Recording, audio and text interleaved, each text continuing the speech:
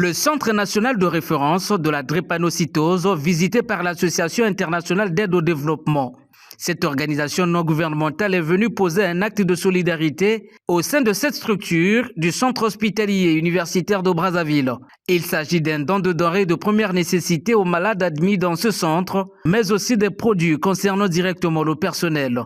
L'action est d'une importance capitale pour les bénéficiaires. Je suis vraiment heureuse de ce qu'ils ont fait pour nous.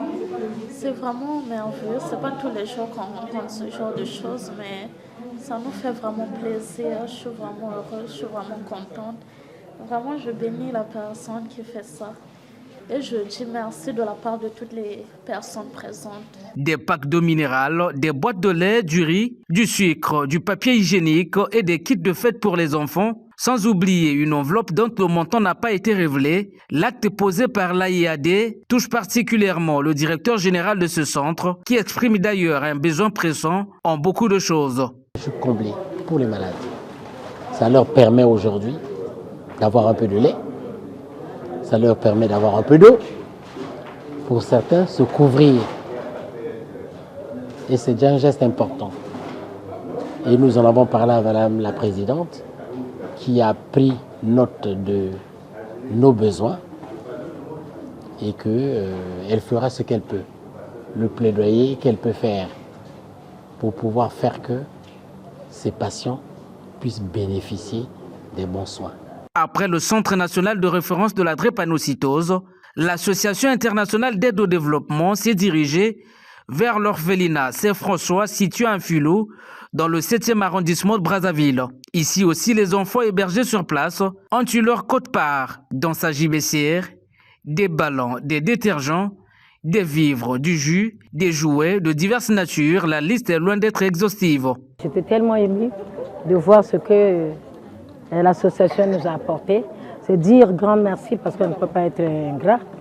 Et là, je dirais parce qu'on ne s'attendait pas. Voilà quelle surprise on nous a donné. En ce net moment où c'est le mois de Noël, tout le monde attend que le 24, le 25, pour qu'on fasse ce genre d'action. Alors c'est nous aujourd'hui, c'est au milieu du mois de décembre. L'enfant ne s'attendait pas qu'aujourd'hui, on est arrivé à lui porter un petit besoin du mois de Noël. Ce geste concourt notamment à l'amélioration de l'indice humain, engagement communautaire, que l'AIAD porte comme fardeau dans le cadre de ses œuvres caritatives. Je place cette action caritative sur le sceau de la solidarité. C'est vrai, nous sommes au mois de décembre et on le sait tous que décembre c'est un mois festif.